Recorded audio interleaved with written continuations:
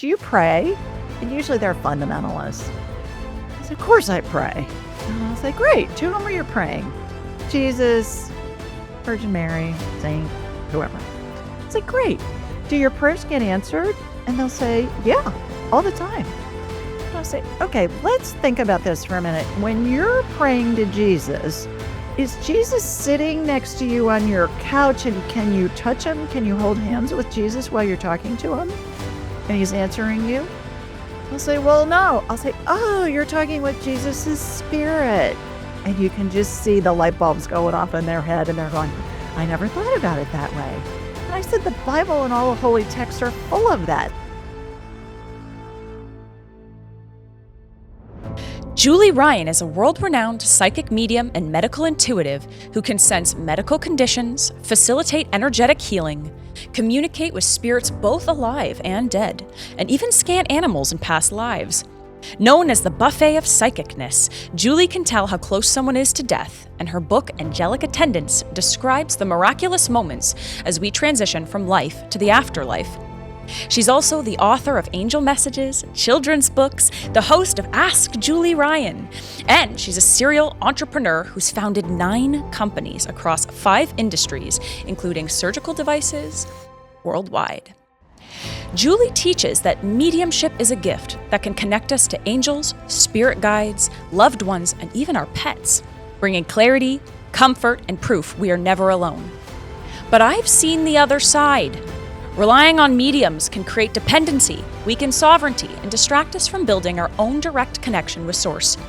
So today, we're getting into it. Is mediumship a sacred gift or a spiritual crutch?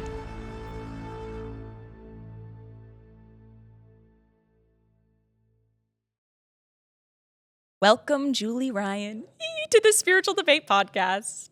Oh, I'm so thrilled to be with you, my girl. I just adore you.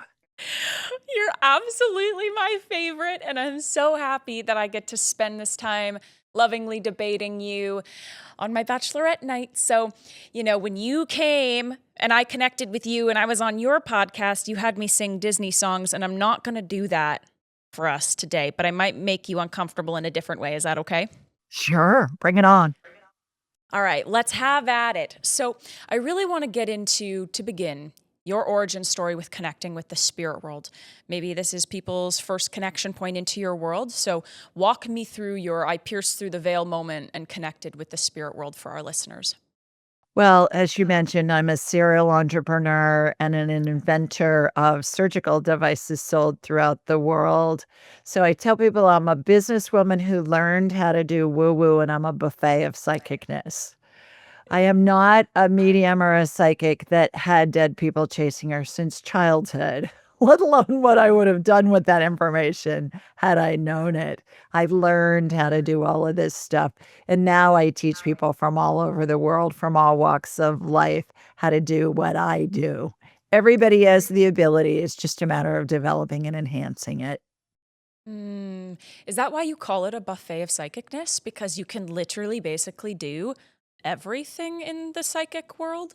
Everybody can. Once you connect with spirit, we can do it all. I don't understand why it's siloed. You got the mediums and the psychics and the pet psychics and the healers and the past life people. It's all the same thing. You connect with spirit, you do it all.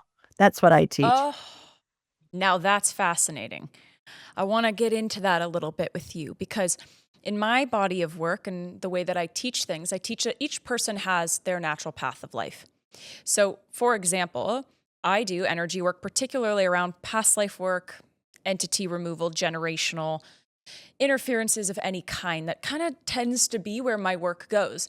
But I would love to be able to connect with my pets. And I have definitely had more intuitive hits, mostly desire, like I would love to connect with my pets, but actually more of an intuitive desire to pursue medical intuition. But there's this feeling in my energy as well that it's not the right timing, that maybe I'm not totally ready to learn that information yet. It feels like yes, but not yet or not quite. And so in your journey, how do you discern the difference between someone who wants to come in, who wants to know everything, and then the person who's actually ready for that information because it's maybe what's right for them? Or is that even something that you consider when students come to you? Well, I think what holds us back is fear, and it's fear of the unknown. So everybody has the ability, and once we connect with spirit, and that's what I teach in my classes. I've got one coming up October 24th through the 26th in Atlanta in person. Come join us. And you learn how to do the buffet of psychicness in a weekend. And everybody can do this. So people that say, well, I can't do this, or I'm, blah, blah, blah, blah, blah. I'm like, yeah, everybody can do it. Everybody's doing it within an hour or two when they come to my training. And we have practice groups that come with the training and they're free for life. We have 9 a week. And Wow. that's when your skills really ramp up because you know this. You can read a book, you can go to a training, you can watch a video, but until you're doing it, that's really when the ability sets in. Think about when you were learning to drive a car. Well, you could ride in the car with somebody that was driving. You read the book from the Department of Motor Vehicles and you perhaps watched a video, but until you were behind that wheel on several occasions, you really didn't start feeling comfortable with it. It's the same with woo-woo. I love that you use the driving example because for some people, they have to get in the car and then it's quite natural. For others, like myself, no matter how many times I have driven, I get so stressed out because every experience is a new experience. You don't really know what the drivers are going to be like. And so for me, I find that driving is not necessarily a pleasurable experience, even though I got to get on the road. So I am curious about this piece here because when it comes to driving, there's so many unpredictable experiences that people can have. And I agree that experience is important. But how do we navigate some of the things that do happen maybe in the unseen worlds that we can only really learn through experience that's maybe not so positive? Are these things that you teach some of your students? I think it's always important to remember that our thoughts create our reality. Mm. An example in my own family is we have a four-way stop sign coming out of our part of the neighborhood. Excuse me, and my husband would always say, "Ah, people always run that stop sign. It's such a pain." And they did a lot with him. I went through the same four-way stop. Nobody ever ran the stop sign when I was there. And I said, "Well, honey, you're expecting it. You're creating it with your thoughts. If you change how you're thinking about it and you think, oh, it's great when I go through that four-way stop sign, still stop and look both ways. But when you expect it to happen, what we're doing is we're putting out that energy and we're attracting that. Furthermore, when people are worried about flying or driving or whatever, what are they doing? They're using their imagination to envision things they don't want to happen. And people that have been in accidents and they're afraid to drive, certainly that makes lots of sense, especially at the beginning. But when we realize all of our suffering that's emotional is all in the past. It's all us replaying stuff that's happened in the past. If we stay in the current moment, okay, that's happened in the past, but in the current moment, I'm not suffering. I'm living the dream. Everything's good. So when we change how we're thinking about something, our reality changes. Furthermore, in physiology, there's a concept, and it's been proven, there's been lots of scientific research called the reticular activating system. And our brains focus on things that we think about. And then it's like we're scanning and we're looking for things to validate what it is we're thinking about. And I think that all comes into play when we say that our thoughts create our reality. I totally resonate with that. And I agree. I always teach about psychic protection, but I'm always mindful that it's like a seatbelt. I don't put on a seatbelt because I think I'm going to die. I put on the seatbelt because I put on a seatbelt because there are unprecedented times. There's potentially something that could come up that I'm not prepared for. It's for safety, and safety doesn't have to be something that comes from fear. It can be something as simple as this is just what I do because I know when I get on the road, this is the right decision to make. Well, and So seatbelts are a great example because when I was growing up, we didn't have seatbelts. We didn't have car seats. And I remember saying to my mother, because my mom had 4 kids in 5 years, I said, "What the heck did you do with the babies? If we didn't have car seats?" Seriously, because I was born in '59, so in the '60s, they didn't have any of that. And she said we had kinda like a playpen that we would put in the back seat, and we'd put the kids in there, and usually if we were going someplace with the baby, we'd either put the baby in there or my dad would drive and my mom would hold the baby. And we look at that now and we think, "Good heavens, that's just crazy." And seatbelts really started coming in when I would say in high school when we were first starting to drive, but most of us didn't wear seatbelts. And then there was a girlfriend of mine when I was a sophomore in high school that was in a car accident. Her boyfriend was driving. She went through the windshield. Mm. And this girl was gorgeous like you. She was a beauty queen, and she had so much plastic surgery on her face Mm. because of trying to get all the glass and everything out of her face, and had she had her seatbelt on, she wouldn't have gone through the windshield. So at that time, I just started putting my seatbelt on and then just made it a habit, and now we just don't even think about it. We just get in and wear it. So, for that example, then, what are the types of seatbelts that you utilize when people come to your experience over the weekend? People come in, you said about an hour or two, like people can pick this up. What are some of the seatbelts that you believe in your work? There isn't any need for seatbelts because spirit is pure love. Mm. So spirit's never gonna do anything derogatory or harmful, Mm. and when we connect with spirit, it's just a matter of letting it flow. Usually when people are saying, "Oh, I don't get this. I'm never gonna be able to get it, blah, blah, blah, blah," yeah, you're creating that. You Mm. know, let spirit flow through you, and that's why the practice groups are so important because they get validation for the information they're receiving. They're afraid they're not getting it. They're afraid that it's not gonna be accurate. Yeah. Well, the world is not gonna end if you misread something that you get in your head. And what I teach is once you connect with spirit after you've raised your vibrational level and you say something to spirit, you're gonna get an answer and it's gonna come in as fast as you can snap your fingers, and oftentimes before the thought is even finished being thought, simply because time doesn't exist in the spirit world. Time's a Mm. human creation.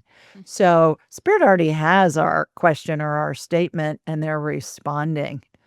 And Mm. so there isn't a need for a seatbelt. Why do you need a seatbelt? You're working with spirit. Spirit's pure love. Mm.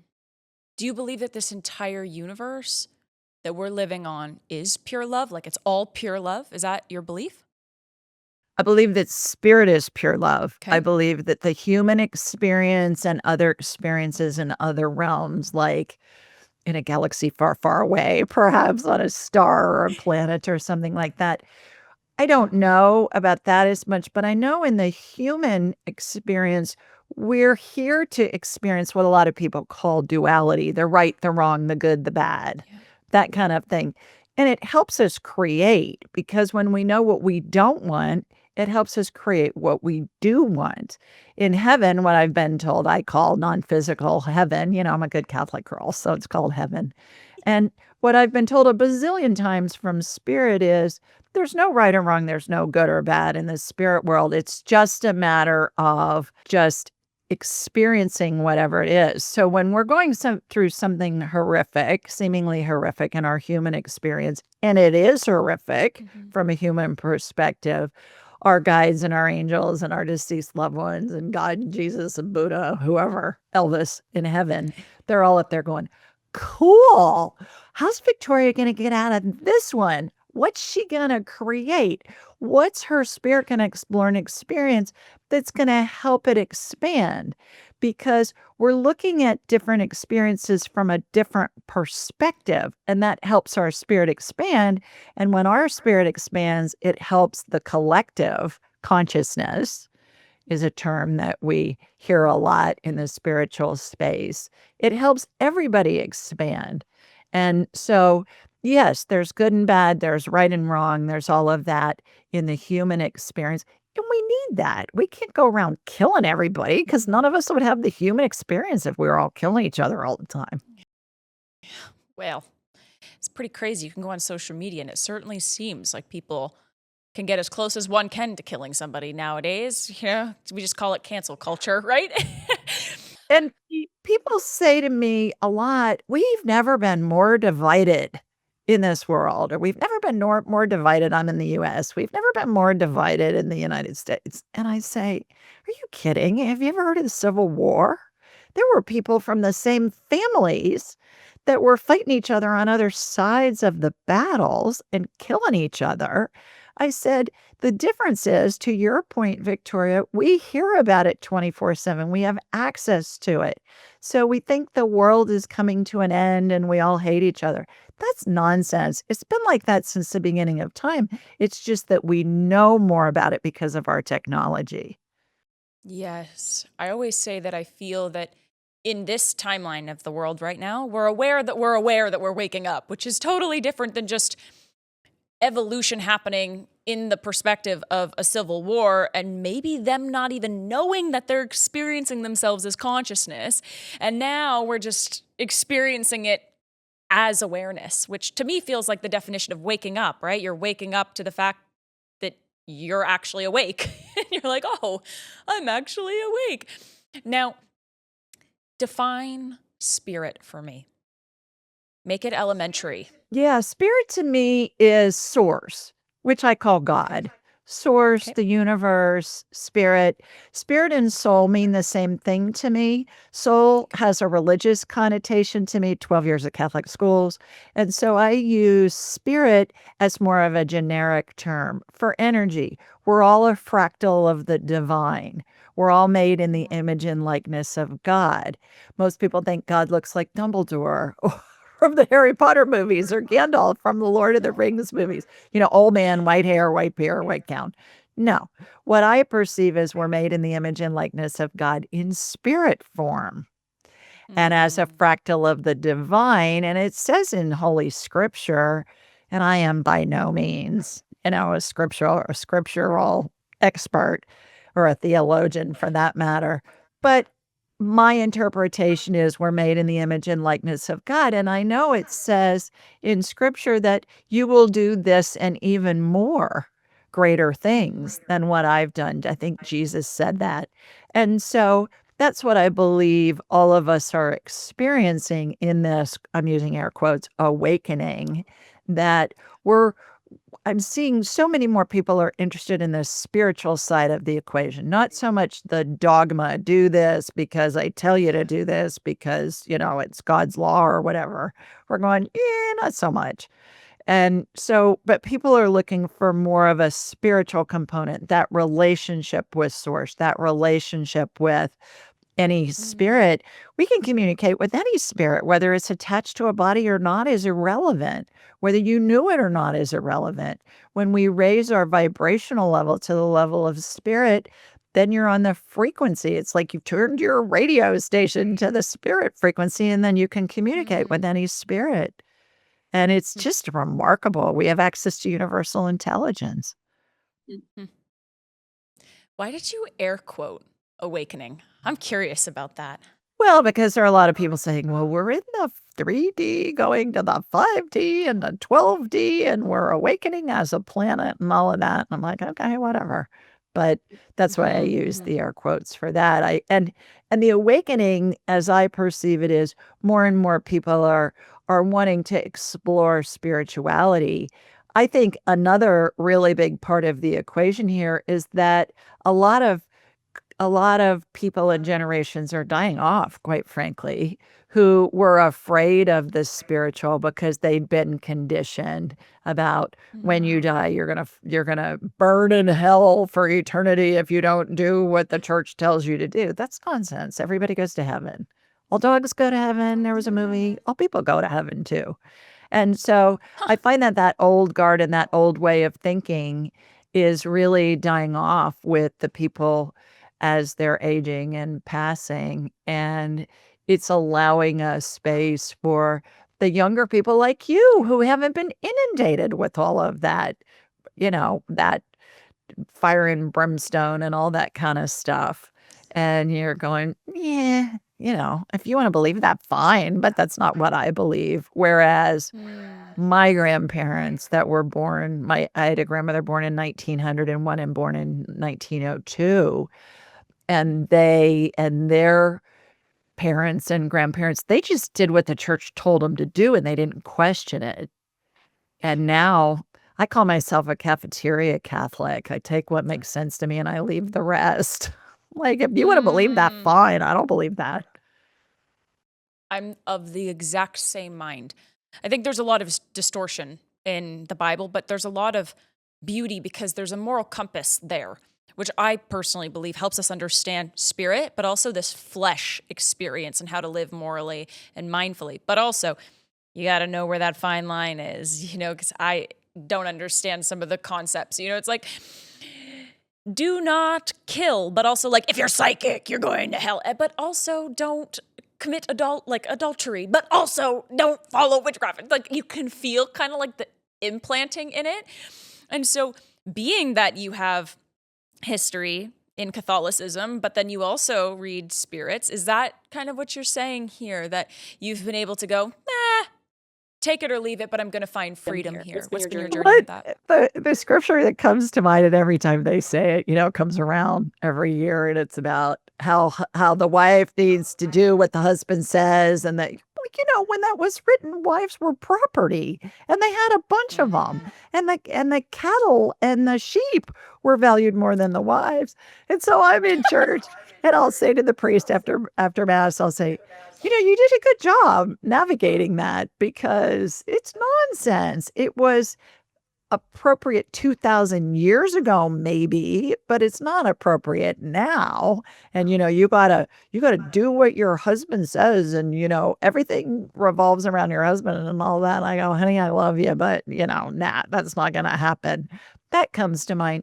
As far as the psychics and all of that within religion, it's interesting that Pope Francis in 2016 issued what he called a papal bull. It was kind of like a newsletter that went out to all of his pastors. And he said that he wanted them to welcome psychics and healers because they were doing the work of the Holy Spirit. And I can send you the link for that if you'd like. Please do. And it's been really fascinating to me that my Angelic Attendants book is given out by churches of all denominations, including my Catholic church and many synagogues around the country, to families that come in to plan a funeral or somebody who has a loved one at the end of their lives. And also many, many hospice organizations around the world give out a copy of my book to their families as well. And it talks about how we're surrounded by angels and the spirits of deceased loved ones and pets. And so the churches are realizing that, okay, the stuff I talk about in my book, not only is there university-based research to validate what I talk about, talking about how 90% of people at the end of their lives see the spirits of deceased loved ones and pets for the last 6 months of their lives. 90%. Now that's university-based research showing that. And then also there are ancient prayers. One in particular comes to mind at the end of every Roman Catholic funeral. There's a prayer said called In Paradisum. And translated from Latin into English, it's into paradise. And it talks about how the spirits of your deceased loved ones and the angels will greet you and lead you into paradise. And that's what I see in what I call the 12 phases of transition. So when I was writing the book, Victoria, I just did some research on where did that prayer originate. And what I learned was it came into being in the 5th century as a Gregorian chant. And I thought, well, maybe it took till the 5th century till somebody was well educated enough that they could read and write. Certainly back then, those were men living in monasteries and synagogues. Those were the scribes who were literate. And perhaps people have been able to see these phases of transition with angels and loved ones, spirits, since the beginning of time. And what I describe in my book, Angelic Attendants, is what everybody's been seeing since the beginning of time. The first time I saw it was with my own mother when she was dying in 2002. What I love about what you're sharing here is that I do think that in the churches, people are accustomed to hearing about angels. They're accustomed to hearing about spirits. But then when we start to go psychic, channeling, sometimes you get a little bit of the, have you found that to be true in your church and you kind of keep that out? Or what's your journey with that? No, my priest that gives a copy of my book to everybody, he says, "This is a parishioner here. This may help you."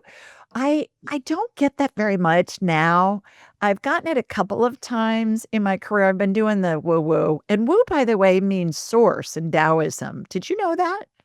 I Woo did not means know source. Yeah. that. And I love the word woo-woo. I think it makes it fun. And spirit's pure joy and love. We're supposed to have fun when we're doing this stuff.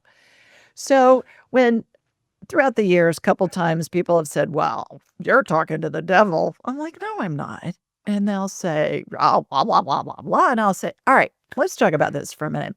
Do you pray?" And usually they're fundamentalists. I say, "Of course I pray." And I'll say, "Great. To whom are you praying?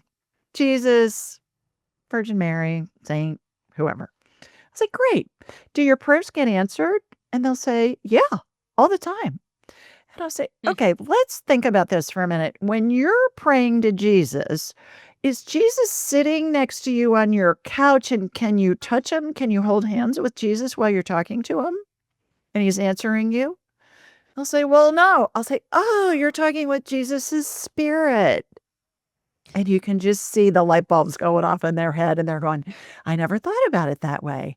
And I said, the Bible and all the holy texts are full of that. The angel appeared to Joseph. So and so came to Moses. The voice appeared to Saul on the road to wherever. The Bible's full of that. So are the other holy texts. And they all reference spirits, whether they be angels or the Emerald Emperor in Taoism or the Jade Emperor. That's probably what they call it, the Jade Emperor. And, it's all spiritual in every culture. And so when we point it out to those people who say, "Oh, you're talking to the devil," it's all fear. And they go into fear Yeah. because they don't understand it. But when we explain it to them of how it works, then they get it. I say, "You're talking to spirits all day long. You're just not aware of it." And all of Yes. them will normally admit, "Yeah, I'll say to my mom, who's been dead for 10 years, 'Mom, I need to find that necklace. Can you help me find it?' I go, 'Well, you're talking to spirit.'" They Mhm. just don't realize it.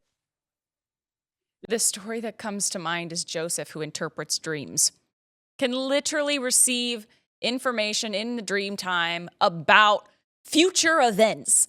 And I always found it to be so odd to me that someone would go, "You're channeling the devil," while here I am reading scripture that very clearly shows psychics, energy healers, and also a deep reverence and connection with spirit. So I love that your embodiment of this work is helping the religion sector of the dogma that I feel is so needed in so many ways, because I can't personally respect a hypocrite. So it's like you're telling me, "Oh, don't channel," but I just heard God come through me. And I'll go, "Okay." Or me and Jesus have full conversations. Exactly. It's like, let's use the scripture here. Take the log out of your own eye before you take the speck out of mine. Like, like, should I go there? Do we go there? And I love that you're doing it in such a loving way. And I admire that. And I think we need more of that. I think we need that merging between religion and spirit. And of course, there are many religions that merge more of that spirit, but definitely speaking on like the Western side of the world, we need to bridge more of our benevolent connections with spirit. I wonder though, have you ever connected with like a trapped soul or a soul that felt maybe like inconclusive in this life? And maybe some people would call them like ghosts. Have you ever experienced things like that? Talk to me about that. Oh, yeah, yeah, yeah. Yeah, and we're afraid of ghosts because we're like, "What the heck is this?" If we go into fight or flight, and when we're in fight or flight, we lose clarity because the blood Mm. drains from our brain, goes to our heart and our extremities so we can run away from the perceived fear. One of my favorite stories, a girlfriend told me this, and this happened before I met her. And she said I had an evil spirit coming into my house. And I said, Mm. well, there are no evil spirits. All spirits are pure love. And she's like, no, this was an evil spirit. I said, all right, tell me about it. And since time doesn't exist in the spirit world, we can do instant replays, like in sporting events. You want to see the soccer goal or the football touchdown or something, though, do an instant replay. Same thing. So I said, okay, tell me about it. So she had these two big, heavy wooden doors, really thick. And there was a spirit coming through the door, and its face was distorted. Back in the olden days, bank robbers would put a pair of pantyhose on over their head to distort their features so they couldn't be, they couldn't be identified. And that's what it looked like. But you think about the mass of that big wooden door, and this is just energy coming through. So it was like its face was getting pulled. So it looked like some kind of a monster or some kind of evil spirit. So my girlfriend, Deborah, I said, what'd you do? And she said, I got up off the couch. I saw it coming through, and I grabbed a golf club out of the umbrella stand. My son's golf club was in the umbrella stand, and I went to swing at it. And I said, do you think that really would have helped? You would have been swinging at fog. And she laughed. She goes, yeah, good point. I hadn't thought of it. And she said, I told it to leave. It wasn't welcome. I said, well, all spirits are pure love. If you're afraid and you tell them to leave, they're going to leave. And so what we did was we got in touch with that spirit. We found out it was a Confederate soldier who died in the American Civil War, and he was looking for his daughter. Well, his daughter had reincarnated as my girlfriend's daughter. So we got their spirits back together. We got his name, his birth date, where he lived, his death date, what his regiment was, and his battalion or whatever in the army. We got the daughter's name, her birth date, all of that. And we got them reunited and then convinced this spirit that, okay, you can go on to heaven now because here's your daughter and you can be with her in heaven and you can visit her here in this incarnation as my friend's daughter. And he was happy about that. My interpretation from talking with spirit about this a lot about ghosts is we all go to heaven, and then there's a percentage of us, I think it's very small, of our spirits that want to explore and experience the human reality in spirit form. When we incarnate as humans, we forget the spirit part of the equation so that we can have the human experience. Well, likewise, these ghosts forget that they're really dead. And so they're living the human experience just as a non-physical being. And I've encountered many of them over the years. And so then when we talk to them, and a couple of ways that I found that work really well to help them transition to heaven when they're ready is I'll ask for their loved ones' spirits to come and greet them and guide them. And sometimes I have a chapter in Angelic Attendants about there were a lot of ghosts in this office building. And we help them go into the light. And oh my God, the stories are just amazing of what they're perceiving and what they're able to tell us and what was going on in the building and the snarkiness in the boardroom. And, it's just wild. So ghosts, there's nothing to be afraid of any spirit. All spirits are pure love. Even if they're not necessarily integrated into heaven, it's just a perception is essentially your point here, that they would maybe be perceived as evil.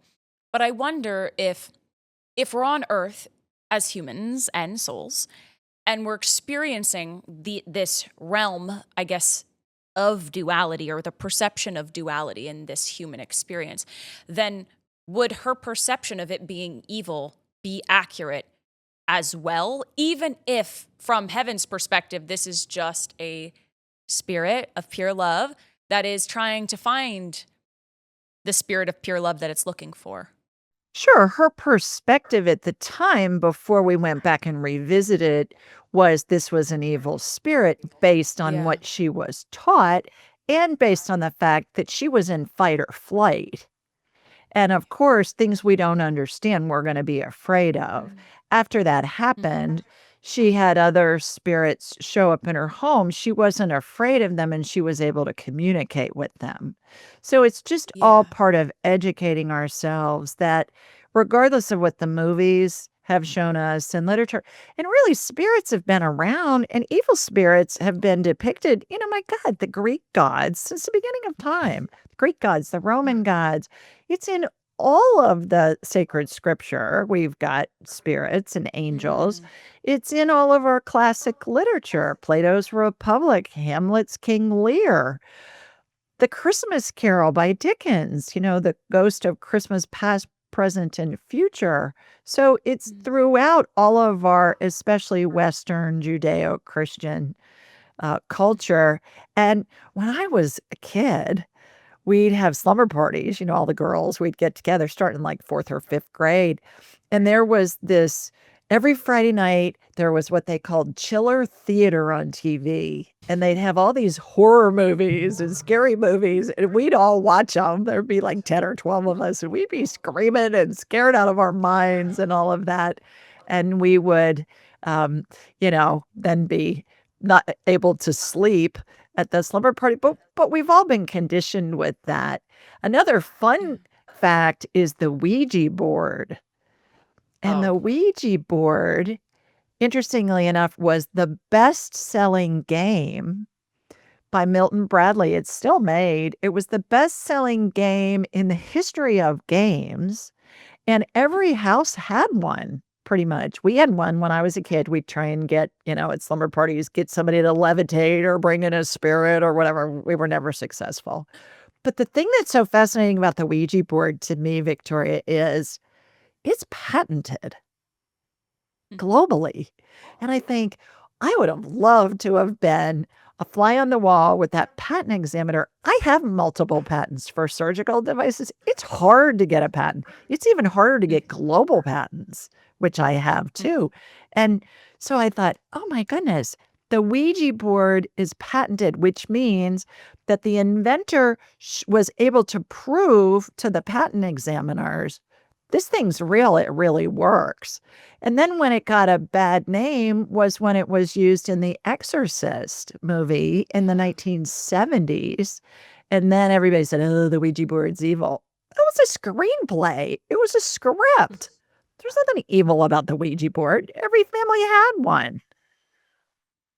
Do you think that's because we're all souls and spirit, and so we're inherently going to always be curious about these metaphysical things? Or I used to watch horror films and I'd be like, ah, no, I couldn't get enough, but I was also couldn't sleep at night. And then before I had my spiritual awakening, I would sense this spirit at my dad's old house. And I didn't know I was sensing a spirit, but for some reason, every time I left the bathroom, I'd be like, ah, and I would run, and I didn't know why I would run. And then my dad found out afterwards that the grandmother had actually passed in the bedroom next to the bathtub, and, things like that. I wonder if that curiosity, that desire, that part of us that longs to understand the spirit world in all of its forms is shown to us and we're called by it because it's all us. Yes. And on the other side of the equation, the human experience, what the book publishers and music publishers and playwrights and movie people and all of that, what they've figured out is if they can elicit an emotion from us, it puts butts in the seats. It sells books. Think about riding a roller coaster. You are scared out of your mind when you're going up that hill, that anticipation, you're going up and you're like, oh my God. And then you get up to the top and then you're going, however fast up and down all those hills and everything. And it's scaring the bejeebas out of you. And then what happens? You get off the ride and you're like, oh my God, that was great. Let's get back in line and do it again.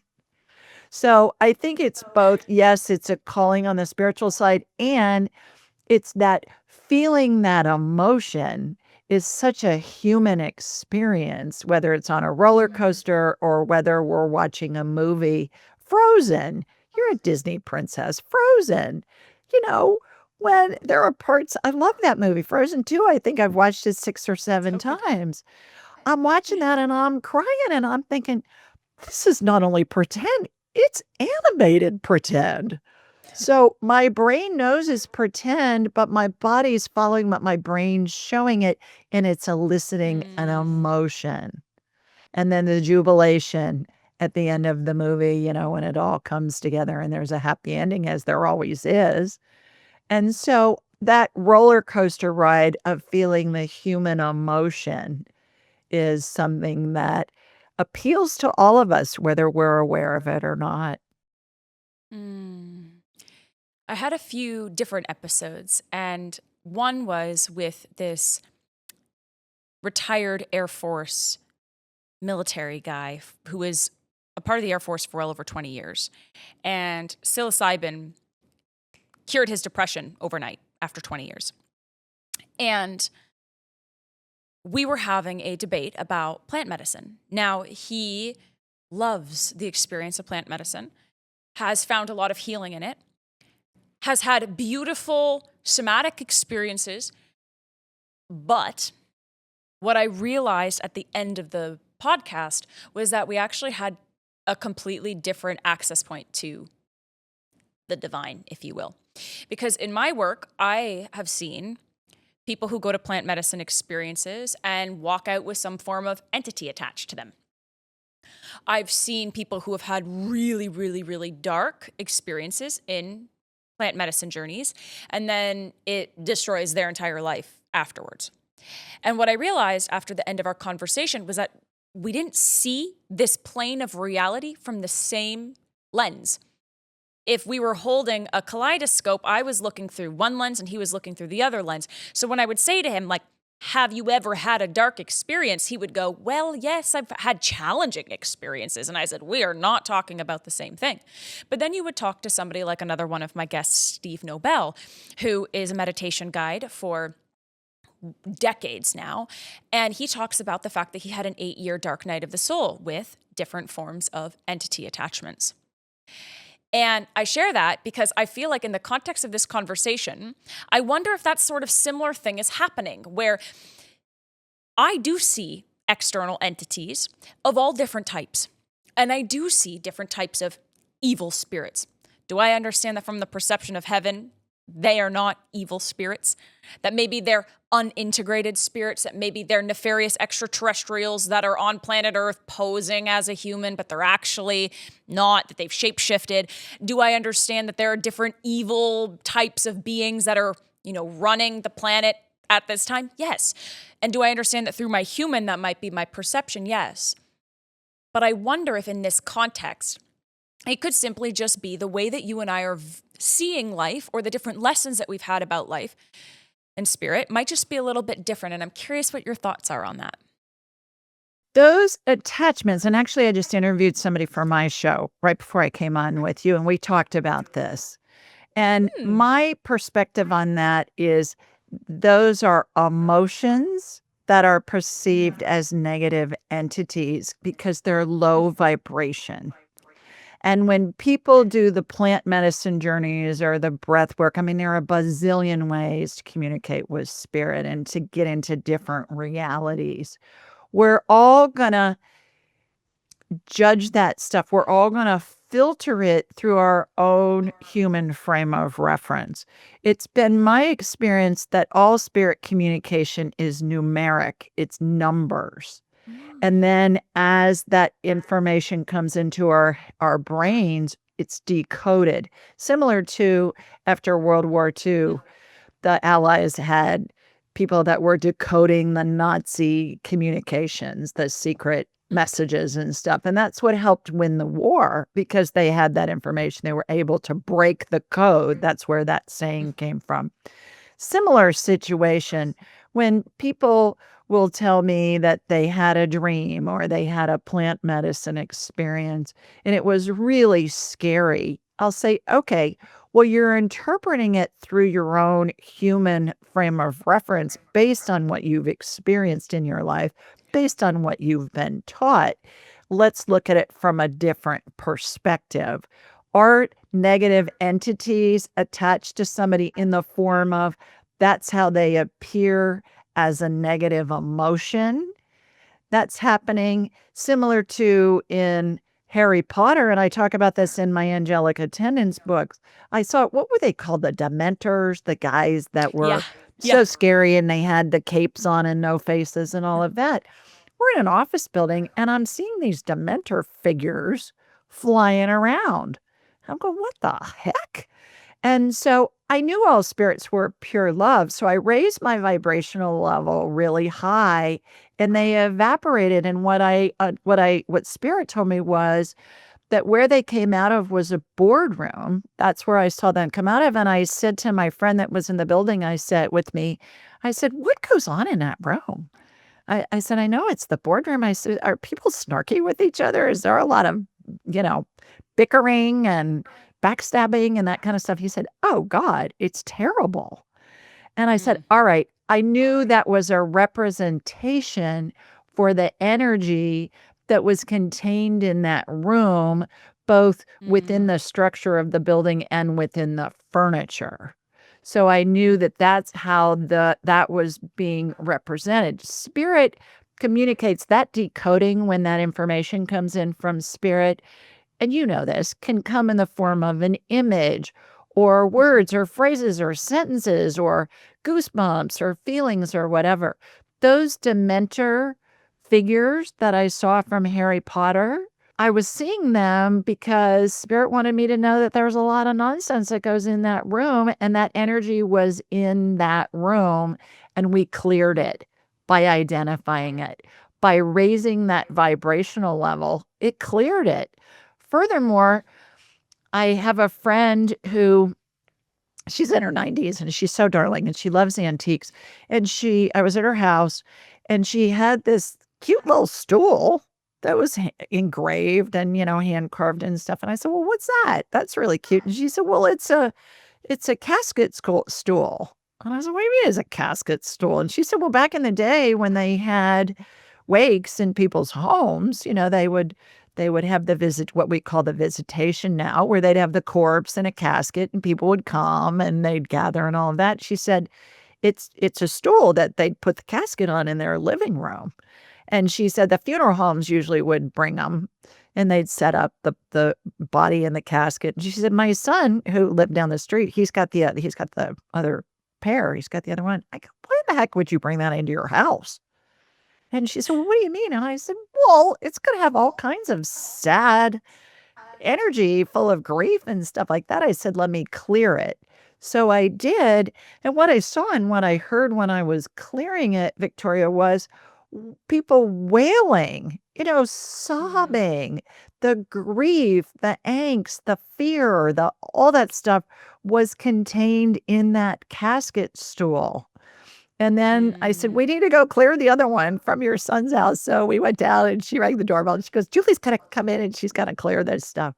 And it was the same thing. So I think those entities are emotion, they're low vibration frequencies that attach to people and they can show in a multitude of ways. Does that make sense? Yes, and I love the examples and the ways that you express that. I'm curious what our listeners think at this point, because one of the biggest things that I want the debate podcast to be is a place where people can finally discern. Because people who've listened to my work well enough probably are thinking, maybe V has some things on the tip of her tongue that she'd want to go into deeper with Julie, but there's something so inherently embodied about your perspective. And I think what's so important is that you get two people who have their own truths about the spirit world. And now we get to leave it with the people. And the people get to go, I really resonated with that. I'm going to try to raise my vibration. And that's going to support me. And also, I never thought that all spirit was pure love. That's a thought I'm going to try on.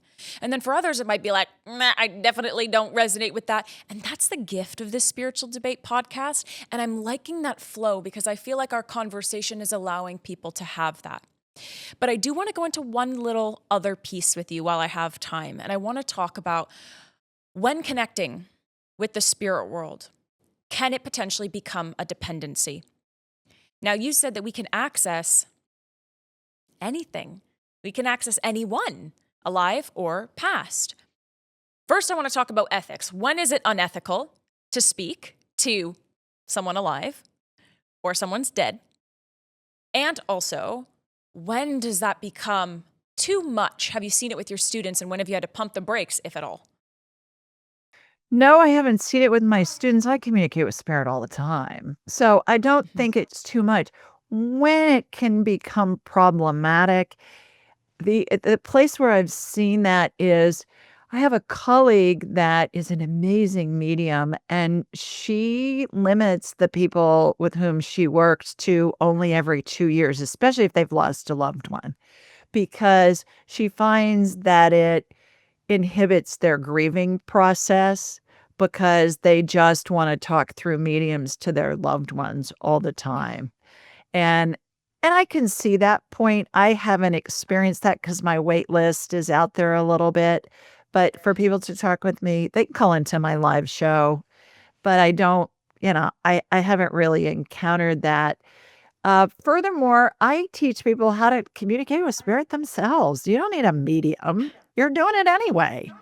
We've all had Mm. situations where we think of somebody and all of a sudden they call us or they text us or they email us or we run into them and we say, "Oh my goodness, I was just thinking of you. What a coincidence." Well, there's no coincidence there. That's your intuitive abilities at work.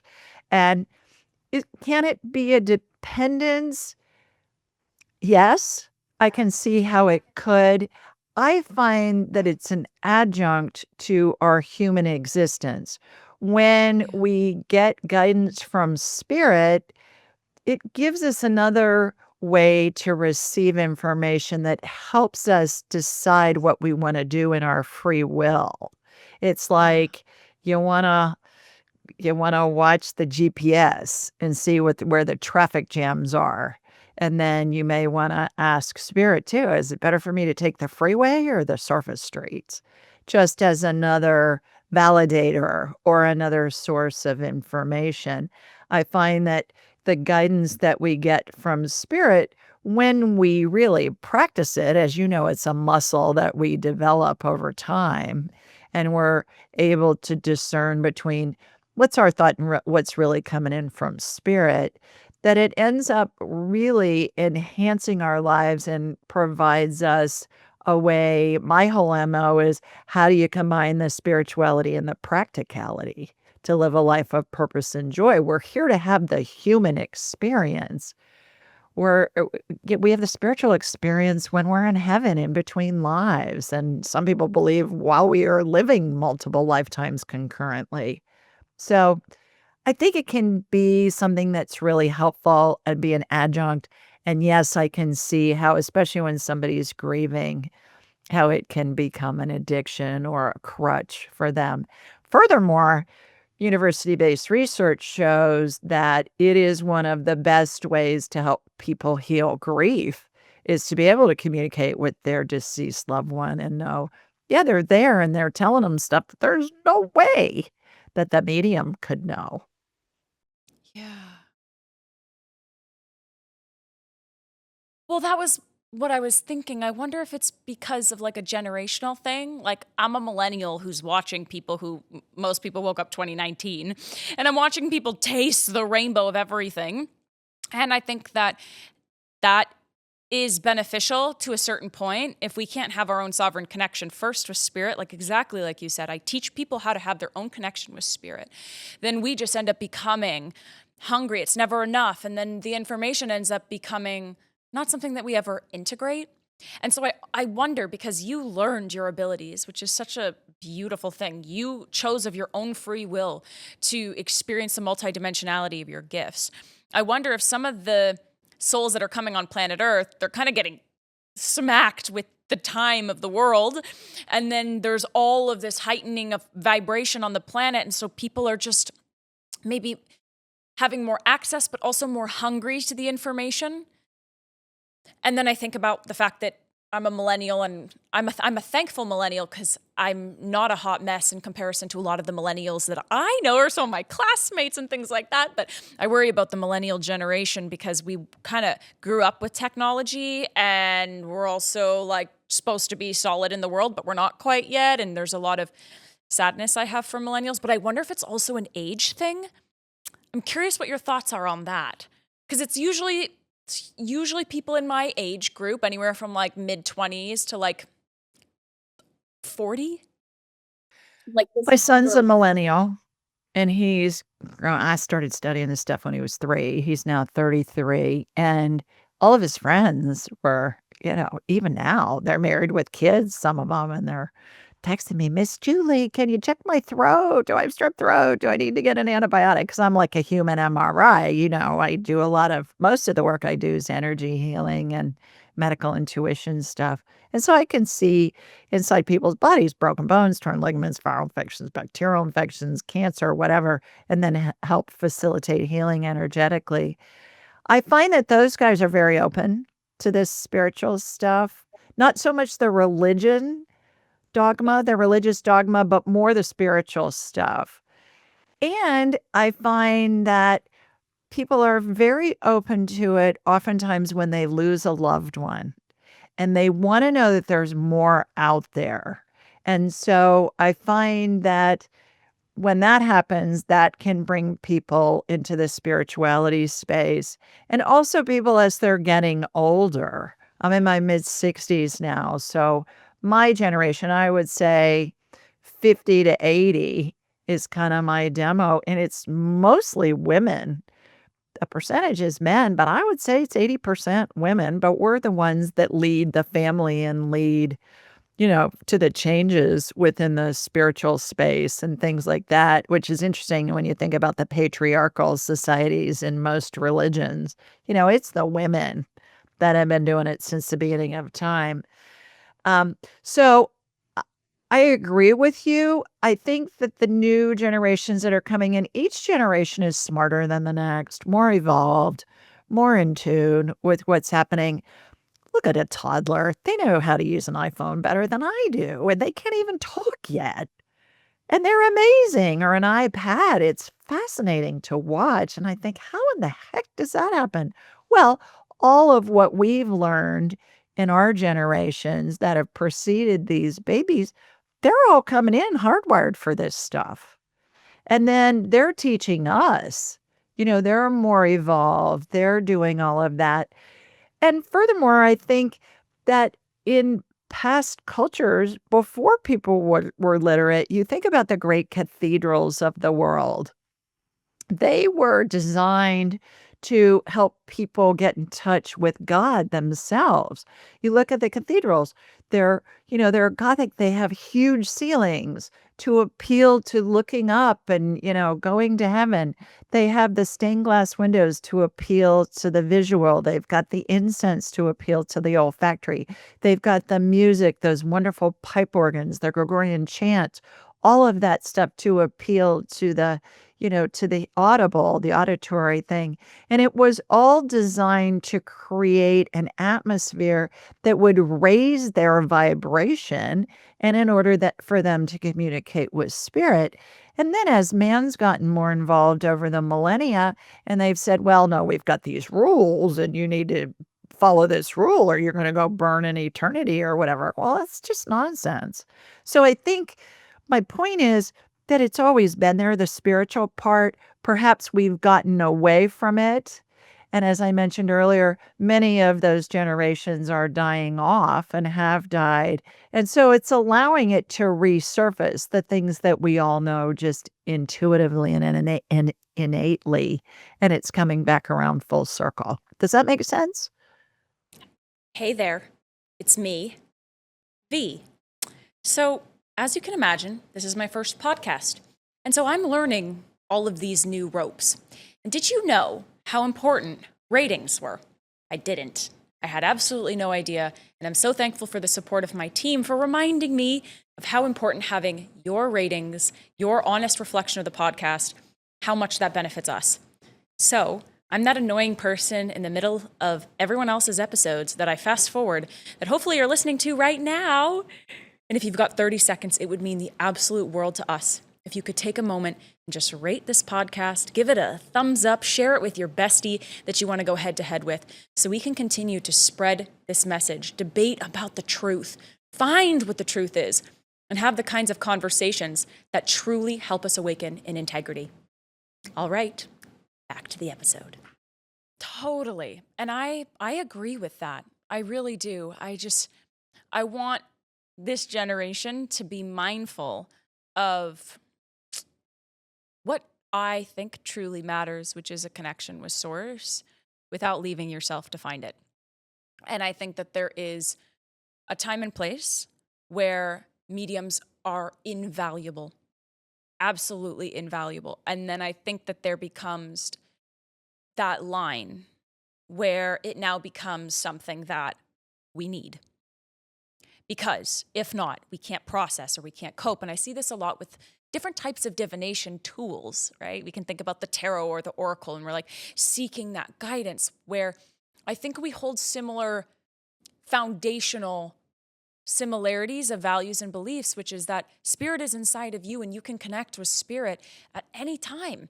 And you have the ability to raise your own sovereign vibration to connect with the benevolence of spirit that is all around you. And that is something that I think we both hold in such deep reverence and in truth. And I think if we honor that first and teach people how to be able to access that within themselves, I think we would see less dependency in the divination tools and the mediums and the readers and things like that, and maybe use them in times of sovereignty, in times of the right place, and maybe in a better energy. And that's something I would really like to see for the world. Couple of things that are coming to mind. First of all, when somebody's grieving and they'll say, "Well, my husband hasn't sent me any signs, and I just don't believe he's around me, and it makes me so sad," and all of that, and I'll say, "Well, you're in a low vibration, because grief is a low vibration, and spirit is a high vibration, so it's like you're turned to the country music channel, and he's vibrating, and he's, talking to you on the classical music station. He's broadcasting to you, but you're not tuned to the right station because you're in grief." So what I recommend oftentimes is ask your loved one to come to you in a dream. And you can even say, "Hey, let's meet in Honolulu or someplace." And I say, if it doesn't happen the first night, keep asking and they'll come. And it's amazing how they show up, because it's been my experience that we all reset our frequency to the factory preset setting of spirit when we sleep. Our brains rest and we go back to the spirit level, and it's easier. So we're on that channel and it's easier for spirit to communicate with us. That's first of all. Secondly, as I mentioned, most of the work that I do deals with medical intuition and healing. I'm like a human MRI, and I learned how to do all of this stuff, and this is what I teach. And I always tell my clients, look, this is part of the healing equation: Eastern medicine, Western medicine, complementary medicine, energy medicine. It's all part of the healing equation. It's all part of the puzzle for you to heal yourself, because nobody ever heals anybody else, ever. No doctor, no medical provider, no shaman, no healer like me. We're helping you heal yourself. Imagine you have a big cut in your leg, on your leg. You go to the emergency room, they stitch it up. The doctor doesn't make your skin grow back, you make your own skin grow back. That's how all of this works. So I believe those are two really good examples of what you just said so eloquently, which is it's all inside of us. We're all a fractal of the divine. It's all up to us. We have the power to do it. And then I think dependency is not something that we will feel like we have to have in order to feel guided in life. I think there's a lot of reasons to maybe, yeah. I have graduates that have used I've never used the tarot cards or the pendulum or any of that jazz.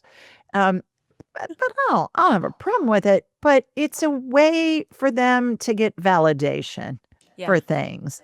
And then you move on. There's one graduate of mine from my angelic attendant training that comes to mind, and she used the Ouija board, and it took forever for a spirit to spell out messages to her in sentences.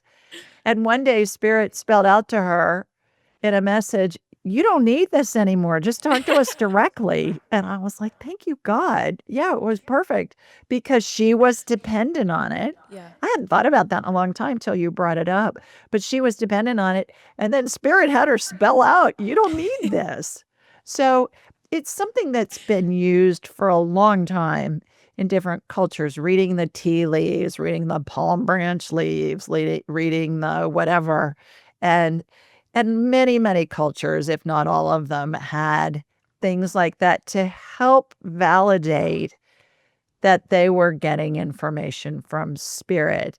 And I think that's where it is now, too. It's a way in the learning process to help you get used to validating that the information coming in is really coming from spirit and not just your brain is dreaming it up. Although your imagination is a tool that spirit uses to communicate. Imagination is a very big part of the equation.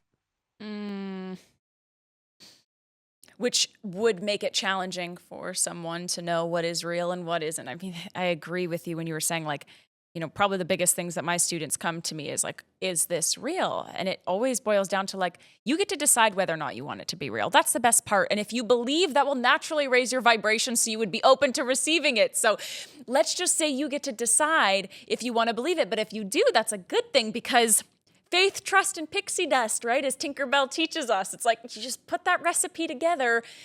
And the best part is the skeptic, if you choose to believe, it's going to actually benefit you. So decide. A couple of things on that too. Curiosity raises your vibration too, because curiosity is based in love. And curiosity is interesting. It's fun. You want to know more. So that I always tell people, go to curiosity, start asking questions of spirit, number one. And number two, the pixie dust stuff. I interviewed somebody for this show a couple of days ago, and she said, everything is possible, right? And, we hear that in all of the great works out there, especially by Disney. Disney, it's possible. I'm thinking of the Cinderella song, for a plain yellow pumpkin to become a golden carriage. It's possible. And this woman said to me, she was a shaman, and she said, impossible just means that it may take a little longer to manifest. And I thought, bingo, she is on it with that. Yes. That is exactly it. It reminds me of, his name is slipping me right now, Napoleon Hill, whose son was born without the ability to hear. And it took 15 years, but he never told his son that he was compromised. And he kept believing that his son that nature would rewrite their mistake. And 15 years later, the right technology developed and his son was able to hear. And it was one of those moments where it might have seemed impossible. I'm sure there were many times where we wanted to believe that it was impossible because it didn't look like it was working. And if we would have stopped at year 14, we would have been 2 feet from gold and we would have missed that opportunity to realize that all of that belief was totally worth it. So, Julie Ryan, I think you're the freaking bee's knees. And I am so happy to have had you on the Spiritual Debate podcast. What I love about this episode, I think it gifted people the opportunity to think differently.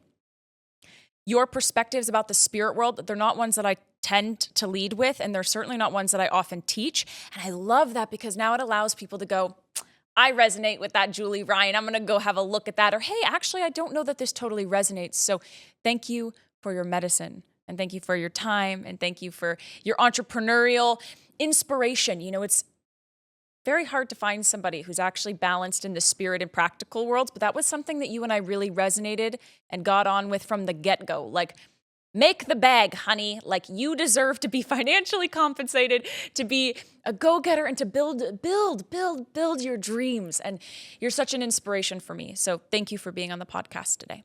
Oh, my honor. Anybody that wants a free copy of Angelic Attendants, we will send you one. Just go to julieryangift.com, julieryangift.com, and it has diagrams in there. This is the book that churches and synagogues and hospice send out. And it's got diagrams of how the angels and your loved ones and deceased pet spirits are positioned and how that configuration changes as somebody is approaching death.